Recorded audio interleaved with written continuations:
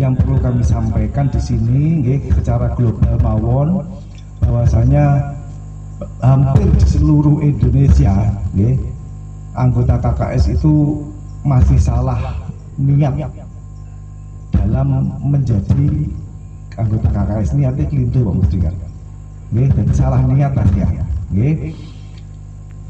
Nah, dengan niat ini insya Allah nanti kedepannya ini akan timbul kesadaran dari dalam diri anggota tersebut, khususnya dari warga Sidikiyah itu akan timbul kesadaran. Nah, niat yang didahulukan oleh beliau untuk menjadi anggota KKS itu adalah menumbuh suburkan sajarah thayyibah la ilaha illallah. Niku niate mlebet anggota KKS. Jadi niat menumbuh suburkan sajarah thayyibah la ilaha illallah.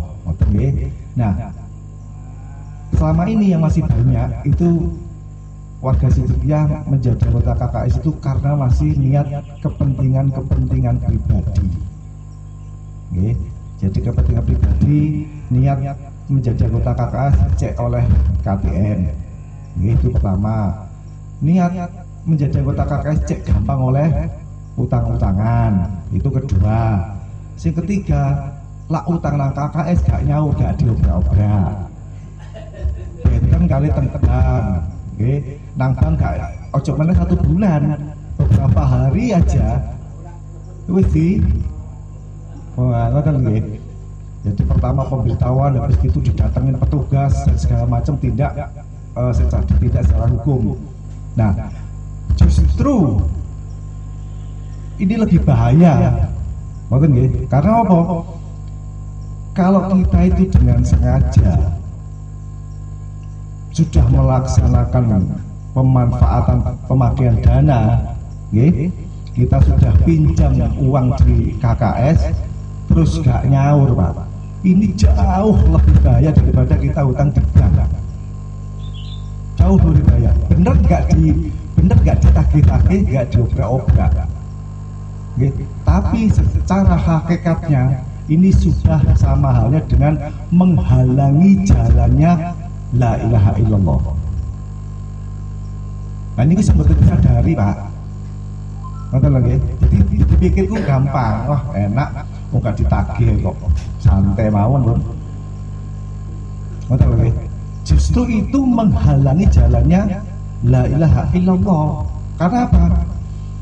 Koperasi Khazanah Sidikiyah secara umum adalah simpan pinjam. Seperti pada umumnya anggota melakukan simpan pinjam terhadap koperasi itu secara umum.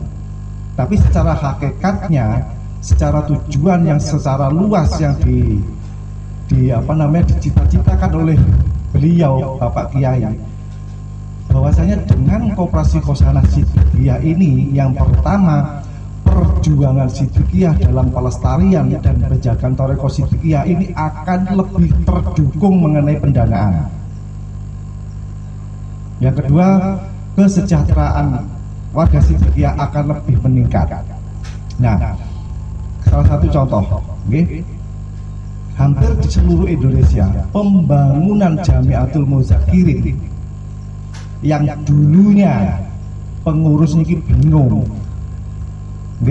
pengurus musyawarah kumpul, ayo sertifikatnya sopo ki dibagno BPKB ini dulu sebelum adanya KKS. Pengurus urunannya berupa sertifikat BPKB, dijaminkan ke bank supaya dana cair untuk pembangunan JM, entah itu perluasan, entah itu pembelian tanah dan lain sebagainya.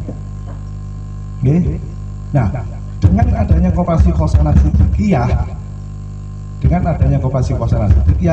pembangunan Jamiatul Muzakirin ataupun pembangunan aset-aset yang lain tidak perlu harus memberikan sebuah jaminan yang berat.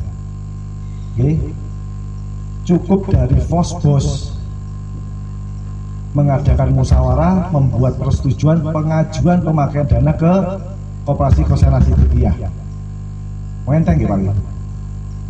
Nah, salah satu contoh di Surabaya, di Surabaya itu tahun 2022 sudah mengajukan pemakaian dana dari koperasi itu 300 juta 1 tahun lunas. Tahun kedua mengajukan 300 juta lunas. Tahun 2024 ini mengajukan 400 juta dalam kondisi masih berjalan, belum lunas. Oke. Nah, pembangunan seperti JM, BTG, Rumah Syukur dan lain sebagainya ini adalah dana dari anggota KKS. Nah, kalau kita mau berpikir bahwa dana anggota KKS ini salah satunya adalah buat perjuangan sidikiyah, terus ada anggota yang mengajukan pemakaian dana atau pinjaman, terus tidak ngangsur atau tidak nyaur,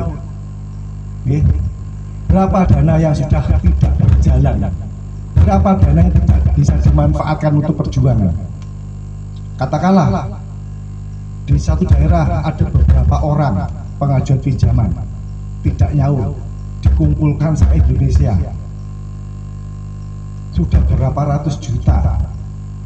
Dana itu yang mestinya bisa dimanfaatkan untuk perjuangan sidikiyah terhambat gara-gara anggota KKS yang kurang bertanggung jawab. Nah, ini yang nggak dipahami. Ya dipahami, enak nasi sidikiyah utang gak nyaur, gak diobrak, hanya itu sebatas itu. Padahal kita bisa melihat lebih jauh. Dana yang dipakai anggota yang tidak dibayarkan, sudah berapa manfaatnya ini? Sudah berapa bisa dimanfaatkan se-Indonesia? Bayangkan, anggota KKS tadi sudah sampaikan Pak Nurul ada sekitar 12.000 anggota. Dana sudah mencapai 12 miliar. Itu ibarat laut, kumpulan dari tetes-tetes air, kumpulan dari 20.000 yang disetorkan anggota setiap bulan. Jadi 12 miliar itu enggak mutlak 12 miliar moro-moro mudun ngoten-ngoten. Kumpulan daripada 20.000 yang hanya 20.000 se-Indonesia sudah terkumpul mencapai 12 miliar. Nah, terus kalau ada anggota melakukan pemakaian dana atau pinjaman, kan nggak mungkin pinjam 20.000, pinjam paling nggak jutaan, 5 juta, 10 juta, terus nggak nyaur. Berapa besar manfaat yang hilang ini? Harusnya kalau 10 juta atau 5 juta itu dikembalikan, dana itu akan bermanfaat terus, mengalir terus menerus.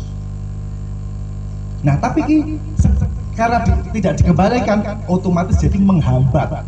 Makanya anggota yang tidak mengembalikan dana pinjaman, disadari atau tidak sadari, sama halnya dengan menghambat la ilaha illallah. Iki lho sing kula waran, iki luwih bahaya timbangane nang bank. Lah bank paling cuma ditagih. Begitu jatuh tempo tanggal 15, 16, 17 kok gak nyaur, surat datang tidak direken orangnya yang datang, kan gitu ya. Nanti dilakukan eksekusi secara hukum, selesai penyitaan barang segala macam.